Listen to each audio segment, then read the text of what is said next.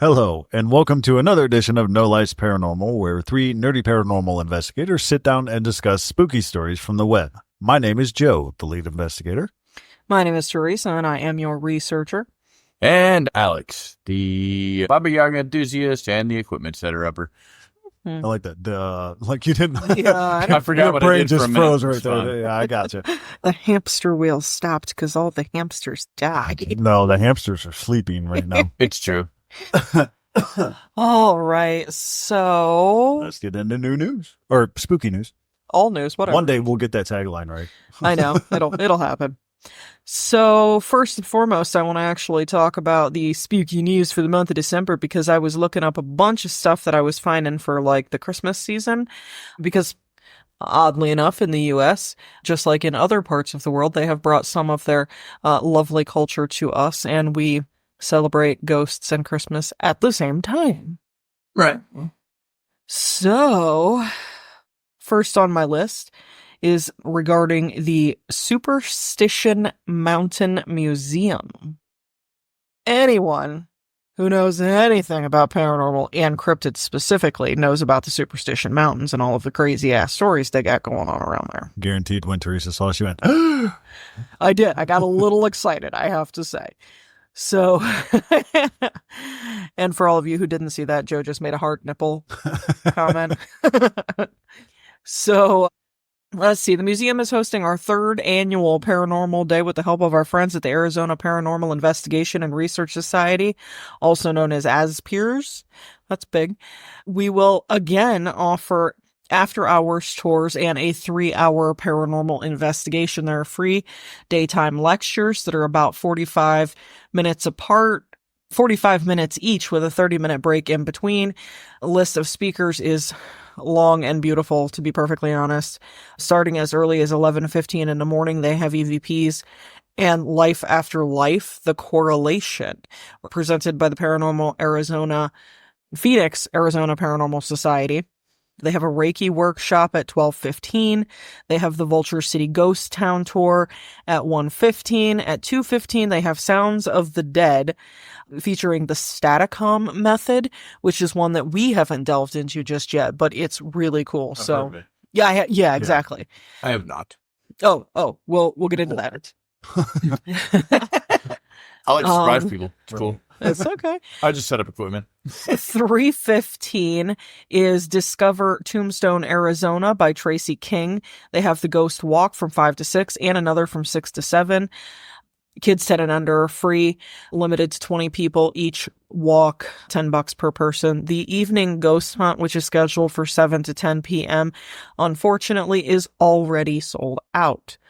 And then they have, let's see here, lots of free activities like tarot readings, fortune telling, psychics, healing crystals, vendors, food, and much, much, much more.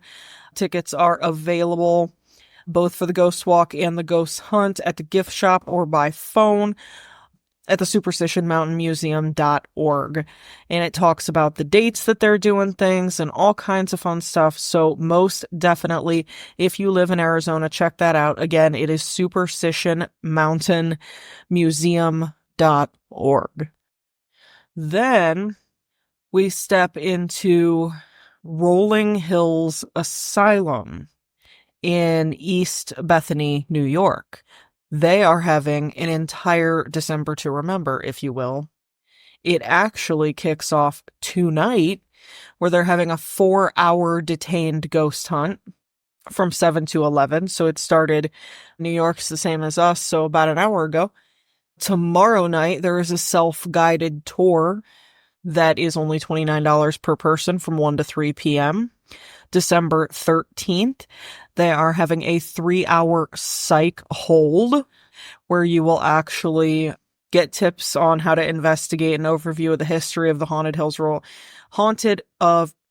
Rolling Hills Asylum. I swear I can talk. Ages 14 through 17 with a school ID when accompanied by a parent, otherwise 18 plus with valid ID only. December 14th, a 4-hour detained ghost hunt where basically you're just locked in. Yeah. guided flashlight tour from 7 to 9 on December 19th. December 21st is another 4-hour detained ghost hunt. December 22nd is a self-guided tour. December 26th is a guided flashlight tour. The 27th is another 3-hour psych hold ghost hunt. December 28th is another 4-hour detained ghost hunt. Remember that these are open to 18 and older unless you are accompanied by a parent, and then you can only be no less than 14 years of age. Darn. You can go to rollinghillsasylum.com. They have a calendar where you can see all of these events and get your tickets right there on their website. The historic Bundy House is holding tours. Specifically, the largest one, mind you, they sit at 129 Main Street in Binghamton, New York. The Bundy House, obviously, is the historic Ted Bundy murder house. Friday, December 20th, between 8 and 10 p.m. at the Bundy Museum of History and Art, which is the home itself. $25 a person for the investigation. You can get your tickets at bundymuseum.org. The Stanley Hotel, December 2024 public ghost hunts where you can stay and book a haunted room. They are doing this all month long, and the individual suites range between about $250 and about $750. But that does include an overnight stay in the hotel with full access to a tour of the hotel. You know, you get your breakfast, you get your continental dinner, all that good happy stuff. So all of it. The David Lawrence Convention Center in Pittsburgh, PA is holding an event called the Black and Ghost Tour. This one is really interesting. You actually get to take a tour of, let's see here, it says, join us on this history tour with a spooky twist. Experience the spookiest of Pittsburgh's downtown. Get to see outstanding historic landmarks, beautifully lit up in the darker and colder months during the quiet evening hours, and learn about the history and which spirits lurk in them. So that will be super fun. George. And it's only $32.50 a person, which is pretty awesome also. And they are doing these literally the whole month of December, the 8th, the 9th, the 10th, 11th, 14th, blah, blah, blah, blah, blah, all the way up. They're only taking off the 24th and the 25th for obvious reasons. Yeah, it's going to be fun. You also get coffee and or tea is included, and coupons to some of the downtown restaurants that they've partnered with. Bringing it back into Ohio, we have ghost painting. So this is a fun one where you're not actually up doing any ghost hunting. Instead, you can come, it says, it's Lotus Grove Wellness. It's at 33 Charles Avenue in Massillon, Ohio. October 25th at 6:00 p.m. You actually get to paint on a for real canvas, ghosties or ghouls or, you know, whatever makes you happy. The idea is to paint ghosts. So spooky ghost paintings. A really aggressive stick figure. A really aggressive sticker. I like that. So yeah. So that one would be cool for, you know, the artsy stuff indoors, nice and warm.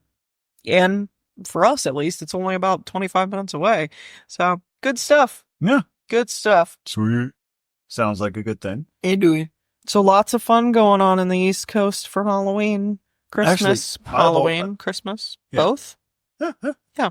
I've actually always enjoyed those painting kind of things, even though I'm horrible at it. Oh, But it's still a fun time, like the drink and paint kind of things. Yeah, I can't paint for shit, but it's a lot of fun. Yeah. Yeah. I mean, you are accurate, because aggressive stick figures are about the extent of my... Oh, yeah. Mine look like a poor man's Van Gogh.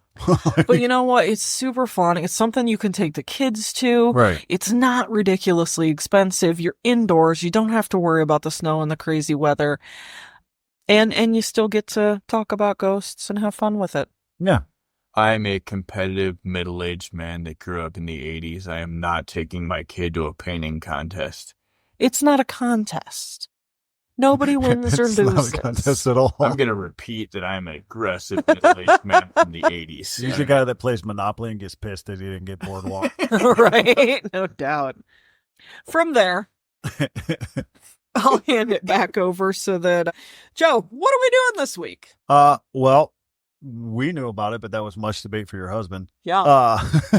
I'm an aggressive middle-aged man from the 80s.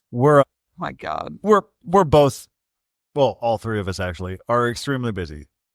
Obviously. Working a couple jobs, working insane hours at our first time jobs. It's just Christmas. been a busy couple of weeks during this season. It's Christmas. Yeah. So It's hard to keep up with during this season. yeah, the communication of the figuring out what to talk about has kind of laxed a little bit because we've been busy doing other things. Oh, yeah. It's a normal thing when you run a business or you're friends with people. Sometimes the communication just falls apart. Right. Also, we It's ended an the easy States and we're kind of flying by the seat of our pants.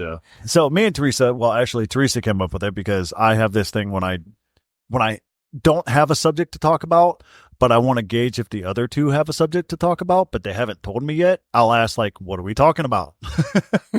Then Teresa treated it like a food question. It was like, what do you want to talk about? I'm like, that's not what I was asking. But in the midst of all of that, we figured out to talk about, at least how I took it, ghosts, people that have committed crimes that became ghosts or associated with. I was actually looking into these, so maybe we all three have different stories, and that's okay. Well, we know Alex does. Right. Definitely. Yeah, you found a story, and then it wasn't the topic, so that's okay, because we're going to go with it, because I think it's going to be cool anyway. But yeah, no, my thought process was ghosts who committed crimes. Yeah, that's what I thought. Yeah, that's how I took it, and that's not at all how judges explained it. So I was wrong on both courts. It's No, okay. I did take it that way, but I found this story that I thought was really cool and interesting, so I had to share it. Well, But it still goes along the same basic lines of what we were talking about. it's still crime and ghosts. So. Yeah, but yeah, no, Teresa found this interesting one with my actual name on it, with my first and last name, and I thought it was hilarious because it literally, like, anybody who has known me or has met me knows that I cannot lie to save my life. You can't. But on the occasion when I do lie for some stupid reason, be it pride or stupidity, I come up with the most outlandish things you will ever freaking hear, and it makes no sense whatsoever. And I don't even know why I do it. But this dude apparently was a sheriff somewhere, and It was in Ohio. I remember Okay. that.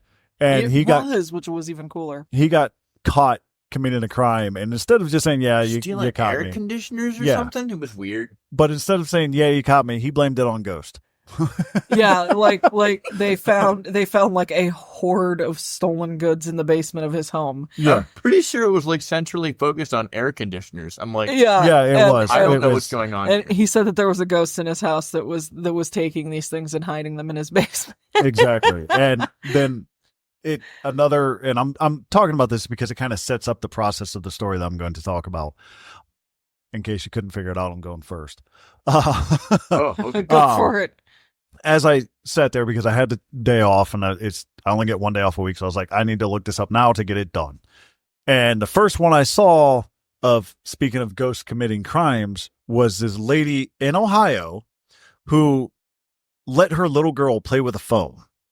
And the little girl snapped a picture, Oh, yeah. and it caught two ghosts having sex. Oh, I did read about that. Yeah. Yeah, and I think at the end of the article it was even like not only has the paranormal activity in her home not stopped, but it has gotten like Worse. So, I'm like, what the hell? let me just say, that led me down a weird rabbit hole. Because I'm like, all right, wait a minute. Now, mind you, it had nothing to do with the kid, but it was more of like, how many ghosts have actually done this and we just didn't know it? Yeah. Like, when you hear the moans and everything, is it really them in pain, or is it them doing something else? I'm not. No. Right. It's a weird rabbit hole. Trust me, you don't want to go down. I totally found the story. I was digging and I found the story. So it was former Mount Gilead police officer Joseph Hughes facing 21 counts of theft after, Was let's that see right? here. Was it air conditioners? It was. Okay. One of the 12 air conditioners Hughes was accused of stealing was labeled auditor in large black letters. Yeah. Case took a stranger turn when the former police officer explained why he was unaware of the stolen property in his basement. He said to the court, "It's going to sound kind of ridiculous, but we believe that there was some kind of paranormal presence in the basement. It sounds kind of ridiculous, but there was evidence to support it." Yeah. And to that I say, kind of? Yeah.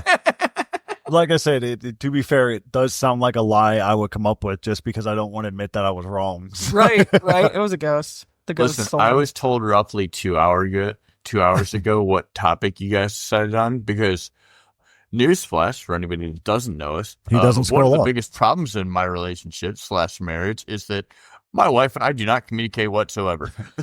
Joe will send my wife a text message and I will know nothing about it. No. No. It's the opposite. You Why guys don't- will send me text messages to talk It's about true. something in a separate text than a group chat, and they're both talking about the same thing, trying to do the same thing, and they're both talking to me at one point in time, and I'm like, why aren't you guys talking about this in the group chat? Like, you guys are saying the same exact thing. The even more hilarious part is that the topic that we chose was discussed in depth. a group chat with all three of us in that group chat.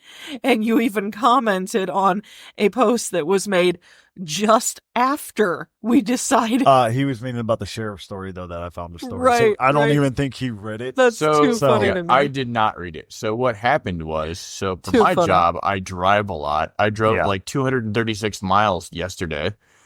Which is stupid. Yeah. And then came home and DM'd our D&D group last night. Mm. So, no, I wasn't keeping up with the group text Yeah. messages. At I all. apologize. Yeah. Oh, no need. It's That fun. said, I was told 2 hours ago what the topic was after I told my wife, hey, I found my story. This is it. And she's like, that's not what we talked about at all. So, yes. To be fair, then I tried to do the quick dive. Right? Yeah. I tried to do the quick dive and be like, oh, well, let me find this ghost crime committer Yeah. upper or whatever. I don't know, right? It's a weird Google search, I'll tell you that. Yes. Listen, the first one that popped up was the ghosts having sex. And I was like, Yeah. no, I'm sticking with my regular story. Yeah. I was like, I'm done interneting today. Yeah. No, that's exactly what I said in the text section. It is. You I was read like- that and you were literally like, I'm done with the internet today. I was like, I'm not doing the internet today at all. I've seen some weird shit. Like ghost having sex and it's caught by a little kid. I'm done. It's over. We're done. So, Ghosts having sex in a suburb of Cleveland. I'm out. needless to say, Done. when I found that and sent the text out to them, I put my phone down for a little bit because I try not to be on my phone as much as possible. So I put my phone down, talked with my dad, hung out with him, got some stuff done around the house, and then came back to it and found a story. Now, we all know the notorious gangster. He's probably the most famous one out of all of them, Al Capone. John Gotti, right? Nope. John No. Gotti. Hey, you went way off. I Left was field, trying to how you doing? But Al Capone. Now, for those of you who don't know, who are listening in other countries that possibly don't know American history of gangsters, Al Capone was a notorious gangster in Chicago during the 1920s. Italian Mafia. Yes. And on a specific date, on February 14th, 1929, on Chicago's north side, it was considered the St. Valentine's Day Massacre, Mm-hmm. where Al Capone at the time, and I'll give you a little bit of history lesson, was trying to consolidate the control of the streets by eliminating his rivals in business, bootlegging, gambling, and prostitution. On that specific day, he kind of lured his rivals, or at least people that worked for his rivals, into this like garage and had faked a raid with his men dressed up as police, just went in there and massacred everybody. Now, the funny part of it is he was never brought to justice for that. They never could pin that massacre on him. The only thing Al Capone ever went to jail for was tax evasion. Yeah. And he was actually caught with a deadly weapon on his premise without a permit. Mm-hmm. So they caught him on that, and that's how he went to jail. That's how the notorious gangster ended, was tax evasion. It's a hilarious story with a tragic past. However, while he was in jail, one of the men that was killed, hold on, I got to find it here. One of the men that was killed in the St. Valentine's Day Massacre was James Clark, part of the rival gang. But the mafia is a weird thing from what I know of it, because I've known some people that were in it. Pretty familiar. They all know each other. And it's like a weird family, but they all can't stand each other at the same time. So it's a weird demographic between that. So, needless to say, James Clark and Capone both knew each other. Mm-hmm. Maybe not well, but they both knew each other. When Al Capone was in prison, because he was arrested in 1929 and convicted of carrying a concealed deadly weapon, he was sentenced to 9 months imprisonment in Eastern Penitentiary in Philadelphia. They show a picture of his cell, and it's swank. It is nice. It's nicer than most of the rooms. Yeah, in my when you house. think prison cell in the 1920s, you would not think this from the picture. You're like, dang, that's got a bed, a desk, and it's got some lights in there. Like, it's got some nice chairs. Realistically, Yeah. it looks more like a warden's office than a prison cell. Yeah. Yes. However, in that cell, which they still have it preserved, you can go there and take a tour of it and look at all that. Some inmates that were around that cell at the time said that you could often hear Capone screaming at night and begging for Jimmy to get out and leave him alone. Yeah. Yeah. I remember hearing those stories. Yeah. And they said it happened. They said it happened a lot. Supposedly, Jimmy was a very vengeful ghost and didn't like that Capone was never brought to justice. So he decided to torment Capone for a long, long time. They said it actually, he followed Capone after his release from Eastern Penn and tormented him until his death in 1947. So not only is the ghost tormenting the guy that killed him, he's fucking with him at the same time. That's legit. I feel like it's definitely something I'd do. Yeah. There's some rumor Capone eventually did die in 1947. He's buried at Mount Carmel Catholic Cemetery in Hillside, Illinois. The weird thing is about his grave, it's been moved a couple times since that. It's actually been vandalized, and it's rumored that if you show the grave any disrespect, his spirit will appear and chase you away. So again, Al Capone, I thought that was a cool little story because it had Al Capone in it, and I've never heard of a ghost tormenting him.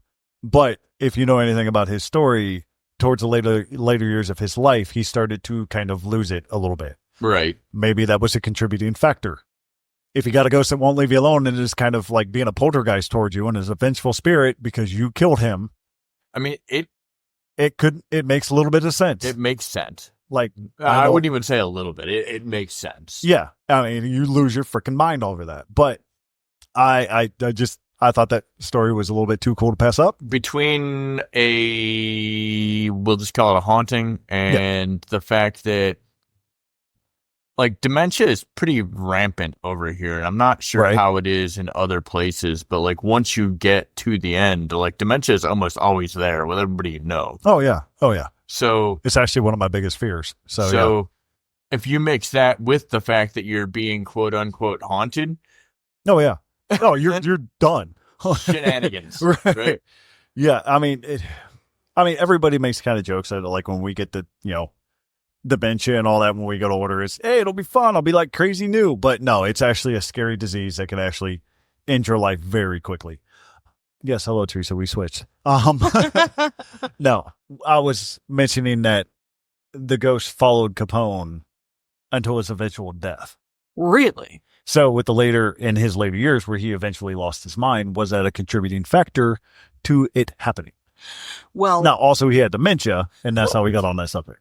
But actually, he passed away from syphilis, which does in fact eat your brain as well. Yes. It's he had everything going against him, really. Yeah, yeah.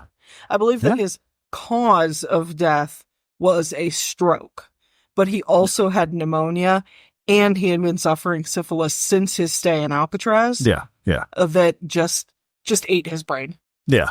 So, again, all contributing factors into one's losing themselves. Poor crazy guy. But yeah, no, I thought that was a cool, quick, interesting story about one of America's most famous people. And it also, if I spark some interest for the people that are listening across the seas, look him up. It's an interesting story and an interesting life of a very weird. No, interesting. He wasn't weird. He was actually a genius. He was kind of a genius. He was just very tormented. So. Yeah. And some people may not be super familiar with the whole gangster situation, but I wanted to also mention that his alias was Scarface. So people who like the movie Scarface, same thing. That's who it's talking about. So for those of you not familiar, he's a pop culture icon in America. That might help you be like, oh, I do know who that is. Yeah. So that was my story for this week. I thought it was cool. I can say that for a very long time, like the mob, the Italian mafia here in the U.S., it was romanticized, but I believe that a lot of the romanticization was from Hollywood itself. Exactly. Agreed. Because they were They made movies enthralled. like Scarface. They made The Godfather. Godfather trilogy. Yep. Mm-hmm. Which, don't get me wrong, they're great movies. But I mean, The Godfather was dark. hell, my cousin Howard Hughes actually made a movie about Scarface. Yeah. So, What I will say is that the one place that I do kind of have respect for the mafia is like it never overflowed to the common people. no. You know what I mean? It was Well, yes and no. Yeah, but I know where you're going with it. But yeah. there was a little bit of cannon fodder here and there, but for the most part, the mafia handled but the mafia. it was a rare thing. It's Yeah. not I mean, No, they typically did it in places where they wouldn't. Like, when you saw the massacres like that, that was when it was just, we got no way else around it. it We're was just going to Italian do this. family versus Yeah. Italian family, and that's it. Like there was no You think the Irish Joe have, on the street walking by. Like you think the Irish have a temper? So do the Italians. the Irish have a very large mafia type family as well Yeah. that had a place here in the eastern U.S. Mhm. Many years during the 1900s. Yeah. But also, thought it was hilarious. Gangster came back and haunted Al Capone. Like, can you imagine the conversations that Dude, right? if it was actually a ghost, the cop like, hey, dude, you didn't have to do that. Right. Why'd you have to use a Tommy gun on me? Jerk. You knew I had bubble guts that day. right? You knew I cracked myself right when you killed me. That's messed up, dude. But yeah, no, I'm pretty sure that some of the listeners are like, dang, I kind of wish you would talk about the ghost having sex a little bit more. But I didn't look it up, so You know, couldn't find any information there on this was story. no in-depth information No. about it. No. I read 3 lines in that article and I was done. That was So in pretty other much words, the end of Teresa that. looked it up. I look up everything. I'm the researcher. Yeah. I was like, who were these ghosts? But it doesn't even tell an address to be able to get an idea of who the ghosts might have been. The worst part is they actually showed the picture. Oh, I didn't see the picture. Yeah, they actually showed the picture. Yeah, and there's it, I it was weird. I didn't even see that. I'm not going to say where I went on the internet to search for that, but You know, it is what it is. If I'm you gonna hear- call it matrixing. It's just yeah, like I don't know if ghosts or entities have that desire within them anymore. No clue. No clue. Yeah, I could be way hard up, to but tell. maybe that's a roundtable discussion. Do ghosts get horny? Haunted I'm strip club. completely next joking. week. Wait a minute, that might be a business enterprise. Right. I'm totally joking. Not going to do that. So yeah. So whoever is up next, feel free to go. Up to you. I don't care. Mine's again not even on the same path as you two, so Well, I can break it up in the middle, or I can end it in a. off-topic kind of way, but that's okay. I think I'm going to dig it anyway. Well, then I will go ahead and read mine. Mine has absolutely nothing to do with Al Capone, but somehow manages to also have everything to do with Al Capone because it is about Alcatraz. The first 2 letters are the same. Oh snap! The first 2 letters. Al. Al and Al. Al and Al and Al. Okay. And he was also there, so He was. Not during the time that my story takes place, though. So, I've done this in my story format. So here we go. In other words, she's going to talk. I'm going to talk. The journey to Alcatraz feels like a crossing into another world. As the ferry carves through the cold waters of the San Francisco Bay, the island looms ahead, its silhouette jagged against the gray sky. Even before you step onto the rocky shore, there's a weight in the air, a tangible tension that sinks into your bones.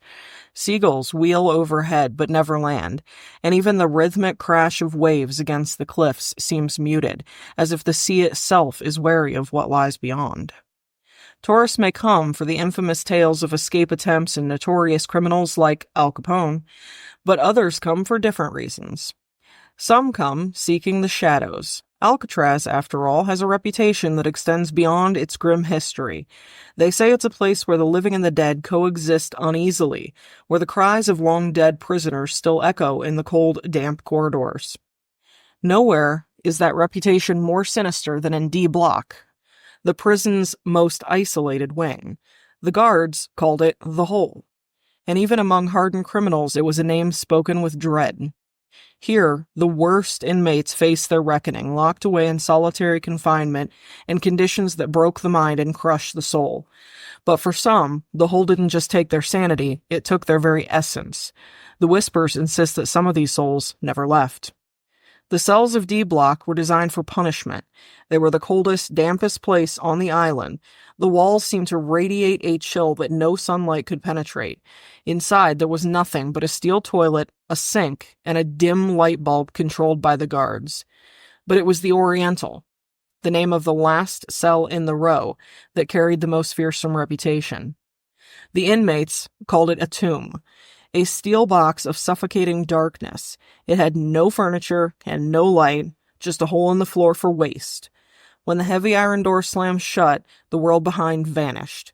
Prisoners who were sent there often came out changed or didn't come out at all. The stories about the Oriental began in the 1940s, though whispers of strange occurrences in D Block predate that decade. Guards and prisoners alike reported seeing a figure in 19th century prison garb wandering the corridor. His glowing eyes were said to burn like embers in the dark, and his essence was heralded by a low, tuneless humming that seemed to seep into the very walls. Some dismissed it as a hallucination, the product of isolation and fear, but there were those who believed the tales, and one night gave them chilling credence. That night, the unlucky inmate was Danny Two-Bit Harper, a small-time thief whose quick temper had earned him more enemies than friends. After starting a fight in the yard, Danny was dragged to the hole, kicking and shouting all the way. The guards were used to his antics. They shoved him in the Oriental with a sneer, slamming the door shut behind him. For the first time, Danny's bravado faltered. He shouted a few curses, then fell silent. Minutes later, he began screaming. "There's something in here." Danny's voice echoed down the corridor, sharp with panic. "He's watching me. His eyes, they're glowing." The guards rolled their eyes. The hole was meant to break men, and they were used to hearing prisoners yell about shadows or rats. But Danny's screams didn't stop. If anything, they grew more frantic, more desperate. "He's coming closer," he wailed, his voice cracking. "He's humming. Don't you hear it? Can't you hear him humming?" The guards dismissed it, laughing nervously at his hysteria. Hours passed. The screams continued, echoing, then suddenly cut off into a suffocating silence. When they finally opened the door the next morning, the scene that greeted them would haunt them for the rest of their lives. The stench hit first, a bitter, metallic tang mixed with something colder, sharper, like fear made manifest. Danny lay crumpled in the corner, his face frozen in a mask of unspeakable horror, his wide, bloodshot eyes staring at something only he could see. Around his neck were deep, livid bruises in the shape of handprints. The guards stood frozen, unable to explain the impossible. The cell had been locked all night. Danny had been alone. The office reportedly listed self-inflicted injuries, but no one believed it. Whispers spread through the prison. The inmates had their own theories, naming two figures whose stories were infamous in Alcatraz's grim history. The first was Josiah Blackjack Simmons, a 19th century strangler who had terrorized San Francisco before being sent to Alcatraz when it served as a military prison. Simmons was notorious for his eerie calm and his habit of humming a low, tuneless melody as he choked the life from his victims. He spent his final years in solitary confinement in the hole and died under mysterious circumstances. Guards found him one morning with his hands around his own throat, as if he'd been strangled by an invisible force. The second suspect was William the Whisperer Talbot, a petty thief who turned to murder after claiming that voices in his head drove him to kill. Talbot was obsessed with the occult, carving strange symbols into his cell walls and performing rituals with whatever scraps he could find. He vowed to bind his soul to Alcatraz, promising to return in death. When he died in a prison brawl, his body bore markings no one could explain, as if something had claimed him. Whoever, or whatever, haunts the hole, its presence remains. Paranormal investigators who venture into D Block report chilling phenomena, cold spots, disembodied whispers, and most disturbingly, the faint sound of humming. Visitors to the Oriental often leave pale and shaken, some swearing they felt unseen hands tighten around their throat. One ghost hunting team captured a chilling EVP inside the Oriental. The voice, guttural and inhuman, hissed a single word: mine. So if you ever find yourself standing at the door of the Oriental, peering into its black void, ask yourself, is it just your imagination or something waiting in the dark? And that is an absolute true story. That really happened. I mean, I don't doubt it. Alcatraz is full of those kind of stories. Mm-hmm. And it really cracks me up too, because there's some hardened men that were in Alcatraz. Mm-hmm. Like, it wasn't for the weak of heart. Facts. No. If you went to Alcatraz, you were a bad, as someone at work said today, bad boy. Just a bad boy. And not in the Bad Boy Records kind of way. P. Diddy reference. But yeah. Cool, right? Yeah. Was that your story? Mm-hmm. Oh, all right. I thought it was going to be longer. All right. Oh, I'm No. sorry. No. You're good. Did I disappoint you with my short No. story? No. It's like, normally when you read something like that, you have something else to follow it. Yeah, So, no, I mean, all right. I'm so used to her like reading blueprints and shit. Basically, like history specs, if you will.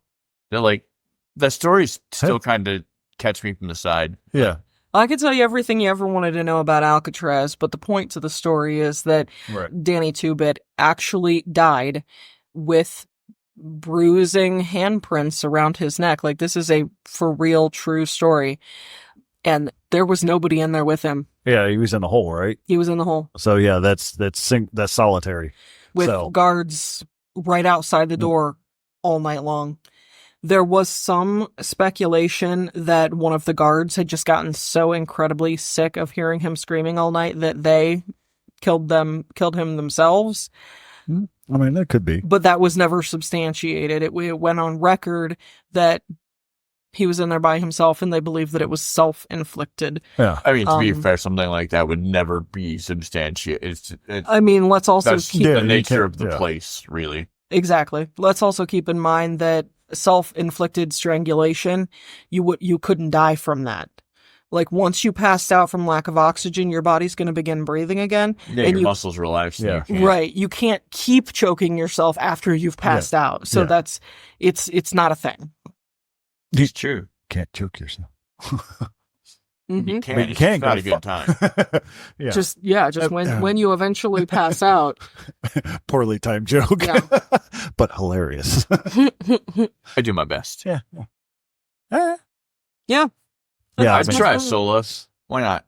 Fuck it. I might only last 2.5 minutes, but I'd try solo. are you talking about choking yourself or going No. in the hole? Okay. Going. I wasn't sure where you were going with that. So. The right. hole is one of the most Investigation, bro. infamous places, I would. and so many different prisoners have been in there. And I would have to look it up again, which I'm gonna do. Fact checker. Admittedly, I might Check trip and facts. run, but I'd try a solo. 8 people were actually murdered while in the hole in Alcatraz.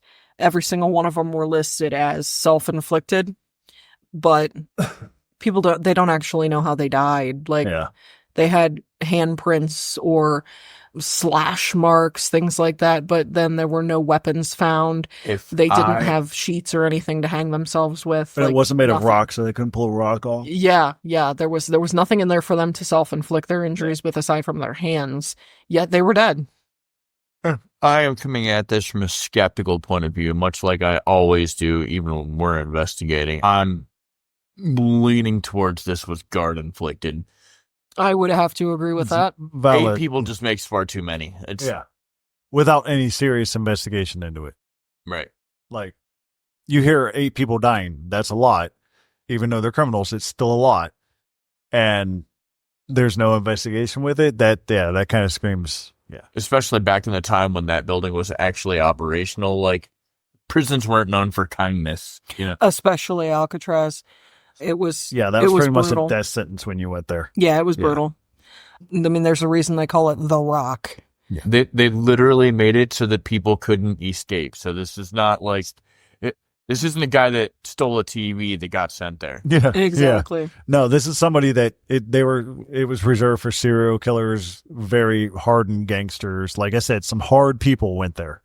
I mean, realistically, if you look at it from like a historic point of view, it was basically the San Quentin of its day and age. Yeah.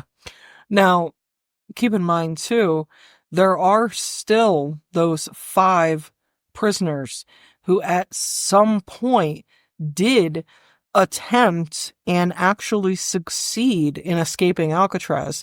They presume that these men drown in the San Francisco Bay because the waters are very, very cold, very, very turbulent. Yeah, but I watched a special on YouTube, and to be fair, it wasn't all 5 that made it off. Supposedly, according to the special anyway. But there are documented sightings of 2 of the people being seen in, like, Latin America somewhere. Yeah. Yeah. So there were 5 men who originally attempted the escape. They were Frank Morris, John Anglin, Clarence Anglin, Theodore Cole, and Ralph Rowe. And it was just the 2 Anglin brothers and Frank Morris who were believed to actually have made it. But of the 5, none of them were ever found. So all 5 bodies were missing. All right. Yeah. So what I did was basically the same thing that I've been doing for like the past few weeks. And by that, I mean looking at the list of weird random countries that downloaded our podcast. And one that I found that piqued my curiosity. And to be fair, I'm going to say this right up front. It was probably your friend Noosley on one of her vacations. Noosley! Because I'm scrolling on the list, right? And I'm like, Aruba? I'm like, is Aruba, does it even have any haunted places? Right? And then, like, instantly I had Matthew McConaughey's, like, voice inside my head where it'd be like, it'd be a lot cooler if you did. Right? A lot cooler if you did. Noosley was in Aruba, actually. And so. I'm assuming that she's one of the ones that... A few months. All of our downloads could just come from Noosley. It's very possible. I would say the tropical island ones. Yeah, probably. That's hilarious. So nevertheless, I saw her the other day. I was driving to work and she stopped at the stoplight next to me, double lanes, right? And she just started like waving like crazy and I was waving like crazy. I was like, holy shit, I haven't seen her in months. She's as beautiful as ever, Noosley. I love you. So, nevertheless. You looked up Noosley. I don't have to. I follow know. her on Instagram. I vacation vicariously through people. So. I got you. Yeah. It's because I don't have the time or the money to go on places like Aruba. So. Yeah, no shit. Also, I have 2 other people to haul with me. So, yeah. Yeah. Money for 3 to Aruba is a lot different than money for 1. Well, she went to Aruba alone because the husband was working and it was her birthday present to herself. I'm going to remember that. Right? And then I'm going to get murdered when I get back. And then I'll haunt Joe. There you go. I'm going to warn you, you're going to see some weird shit. Same. Yeah. So nevertheless, turns out Aruba does have ghosts. Oh, I'm sure it does. Yeah. So I am going to talk about one of their main ghost stories that kind of has 2 stories that revolve around it. The place is called Frenchman's Pass. Mm. So there is a path between overgrown kiwi trees. My brain tried to say kiwi, right? Because that just makes sense. But it didn't Tropical work out fruit. that way. But it's actually spelled Kwihi trees. It's Interesting. Kiwi trees, but whatever.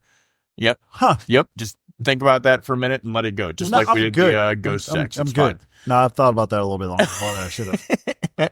Anyway, so between the coral cliffs of the Spanish lagoon called Rui Francis, better known as Frenchman's Pass, these days the road cuts through an area of protected wetlands. However, in the 17th century, it was a haven for pirates. Boy, this ghost story is right up Teresa's alley. Right. I was just thinking that, like, arg. Who would anchor in the shallow waters off the coast and lie in wait to plunder the unwitting Spanish galleons that came sailing through the Caribbean.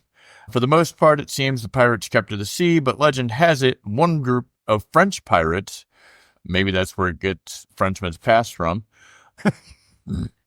decided to venture inland. Perhaps they were looking to secure, looking for a spot to secure for their booty, or perhaps they were looking for another kind of booty, companionship. However, they probably were not expecting to find Indians ready to defend their land. They found the booty. The details of the events that transpired next have been lost to legend. A bloody massacre was fought around Frenchman's Pass that resulted in heavy casualties. The actual detail of the battles seems unclear. Now, it says that it seemed unclear, but let me finish and then we'll see if it's still kind of unclear, right? So the actual details of the battle are unclear. Some say the Indians were instantly overwhelmed by the pirates' weapons and were forced to retreat. They sought sanctuary in a nearby cave, only to die of suffocation when the French tried to smoke them out.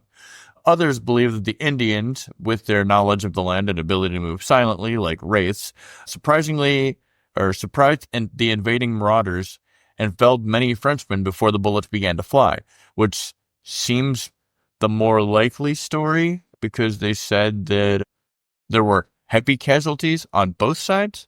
So clearly it wasn't like a one-sided lop victory. Right. You know what I mean?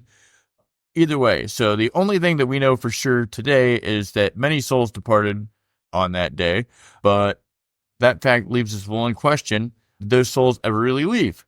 During the day, Frenchman's Pass is a testament to the beauty of untamed nature. The ruins of the nearby Balashi gold smelter that was built a century after the massacre had been reclaimed by the land.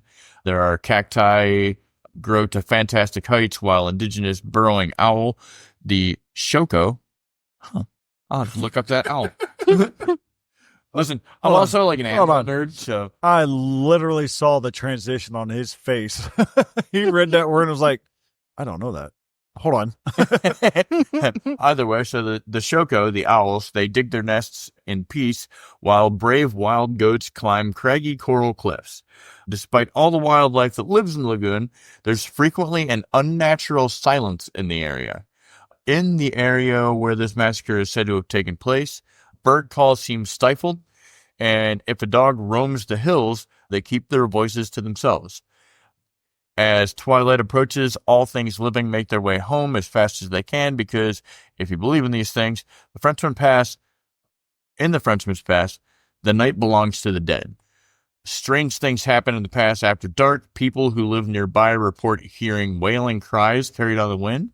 There have been sightings of an elderly woman wearing a shawl around her shoulders who seems to be searching for something, maybe for the young men of her tribe who were slaughtered on that fateful day. An inordinate amount of accidents have happened on that road as drivers veer to avoid a figure in the road that's nearly never there. Many locals refuse to take Frenchman's Pass at night. Only speckled moonlight falling through the tree branches and the twin beams of headlights provide illumination. And strange things happen to automobiles and electronic devices on the road. Car radios and sometimes even engines stop for no apparent reason, cease to function, only to spring back to life moments later. I actually have had that happen to me before. Yeah, not in Aruba, but not in Aruba. Yeah, again, thanks, Newsly. Never been there, but I appreciate the pictures.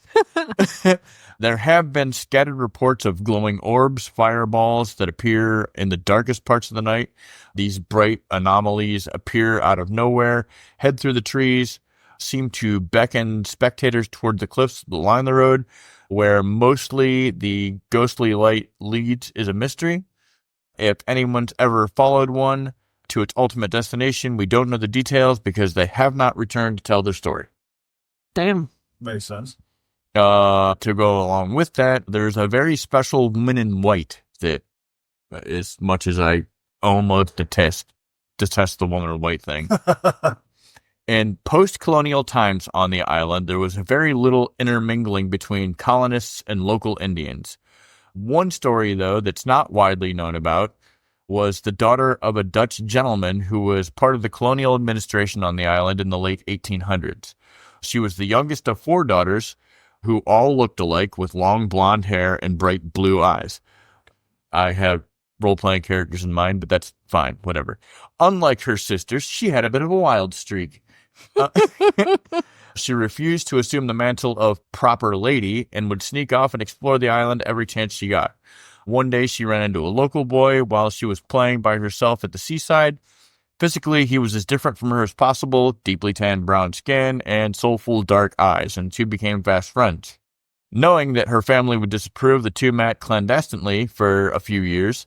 He taught her the secrets of the land, and she taught him how to read and write in Dutch. As the years passed by, the innocent bond of friendship they had formed blossomed into a deep love and affection for each other. One day, tired of the secrecy and lies, she threw caution to the wind and decided to tell her family that she had fallen in love and wished to be married. She hoped that her happiness would trump any prejudices they might have, but she was very wrong. Her family was absolutely scandalized when this happened. Wow. Her father, a prominent member of the community, immediately forbade his daughter to ever see the boy again. What was worse is he put her under basically house arrest and arranged an immediate marriage for her with a recently widowed colleague of his who had children that were older than she was. Jesus. In desperation, she wrote a note to the boy asking him to meet her by the sea that night so that they could run away together. She gave the note to the person she trusted most in the world, her eldest sister. She told her sister exactly where to find the boy and begged her to return with his answer as soon as possible. Little did she know that she was betrayed. Her sister immediately went to tell their father. Enraged, he informed his youngest daughter that she would never see the Indian boy again, and went himself to meet the boy that was causing such an upheaval in his life. What happened next is unknown, but the boy was never seen or heard from again. The girl, while devastated, allowed preparations to be made for her to be married to this man that she didn't love. Perhaps assuaged to his guilt, her father had an elaborate, beautiful wedding dress made for her. Meanwhile, the next morning, two fishermen found her. She was floating in the water at the end of the dock near the main port. At first, they thought she was an angel, the large white material swaying gently in the water with golden hair floating around her head like a halo. That said, though, the rope that held the rock that she'd tied around her waist was just long enough to keep her a few inches under the surface. Sometimes in the early morning hours, it is said that you can see her walking the shoreline, still waiting to meet her lover, and the fabric of her wedding dress unaffected by the breeze. So that is the story of the Lady in White of Aruba. That's a horrible. Well, no, that actually kind of. Rabbit hole. That actually kind of fits for the Lady in White story. Every single Lady in White. It's one of the most fitting ones that I've read. Well, you know what I mean? Yeah, that's what I was saying. Every single Lady in White story has a tragic past or story associated along with it. Like when I came up with the idea of like maybe all Lady in White, it's the same Lady in White, just even though I don't believe in it. You know how I am. I hate the cliches, if you will. Yeah. Like, great Lady in White. Great. You saw a face in a fucking window and a picture you took that's literally a smudge mark and matrixing it. I mean, it's fine. That one, it's par for the course as far as Lady in White stories go, but it's horrible. Yeah. It is. Especially the drowning and you're just a couple feet from, like, that's cruel and inhumane. Like, that's just. I mean, and the fucked up part is she did it to herself. Yeah, that's. So it turns out Aruba haunted. Interesting. Didn't know. Didn't know. Well, I love it. Actually, that would be a good question to ask Noosley. Chances are really good that she didn't ghost hunt while she was there. No, not that. I mean, of all the places that she's visited, has she? Because she's into the ghost stories and stuff like that. She just doesn't do it. Didn't you see the picture that she shared with us from her at the Stanley Hotel? No. Oh, wait. Yeah, I was. You saw it, Alex. I was, as I always am, working. Yeah, no. This was months ago when I was working at the car. There was like a lady. I was still working then. Well, yeah, but there was a lady in the window, but Noosley was in front of the window, and the lady was in front of the window. So, like, it wasn't in the window. It was so to speak. real interesting. You know what I mean? No, I get what you mean. Matrix depth-wise, it didn't appear to be matrixing, is what I'm saying. Yeah, it really didn't. It didn't. And at first, I was asking her questions. I was like, "Well, hey, like, was there sunlight coming in the window, et cetera, et cetera?" And she's like, "No, it was actually kind of a cloudy day." You have to look right behind her head, basically, in the window. Listen, get my glasses on. To be fair, what I will say is this lady is fantastic, and she has been everywhere from Rome to every fucking tropical island you can go to. She dives. Her. She's been to Peru. Isn't that where her husband's talking about Chile? That blur right behind? Yeah. But honestly, she's one of the brightest souls I've ever met, honestly. True. She's gorgeous inside and out. Actually, you know what? I may know what that is. So, does she have an iPhone? I don't know what type of phone she has. Well, because they do this weird thing with phone pictures now. Because the rest of the girl's face, I don't know. That's not Nursley, is it? That is Nursley. It is? Mm-hmm. The girl off to the side? Oh, no. The one in black. Oh, yeah, that's not the one I'm looking at. Her head kind of looks superimposed on that. Well, that picture would have been taken several years ago. Okay, then never mind. Yeah, to be fair, new technology has made ghost hunting both a blessing and kind of a curse all at the same time. Yeah. Turns out that sometimes new technology is not the best technology. Mm-hmm.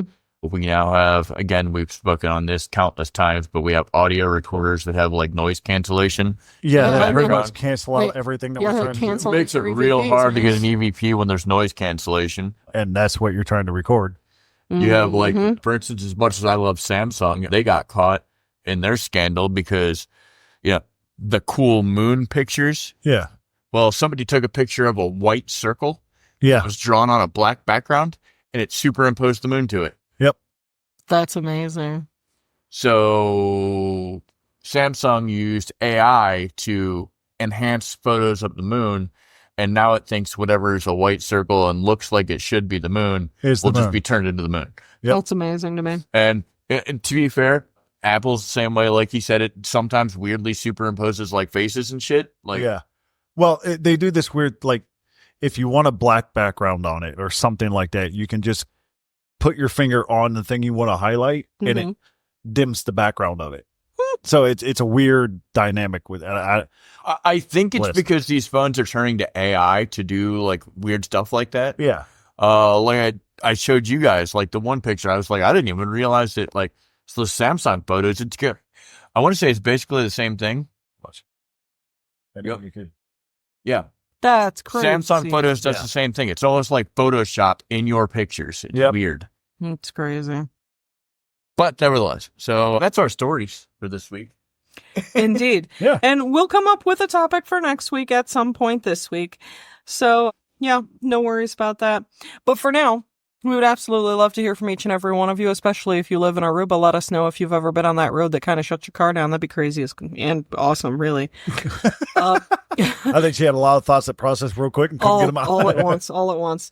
You can actually find us in many, many locations. You can either go to YouTube and search up No Lights Paranormal. We have a channel there where you can look at some of the footage that is unedited and most of it unviewed, actually. And you can look through it and see if you can find the ghosties in our ghost hunts. Yeah. And then, of course, if you do comment and like and share and all that good, happy stuff, you can find us on Facebook at No Lights Paranormal. You can find us on X at No Lights Para, P-A-R-A. You can email us at nolightsparanormal@gmail.com. And we are also No Lights Paranormal on LinkedIn, where we have lots of fun followers from all over the world. All right. Yeah. So with that, you. Don't go swimming in Aruba and don't fuck with the Baba Yaga. I can't think of anything.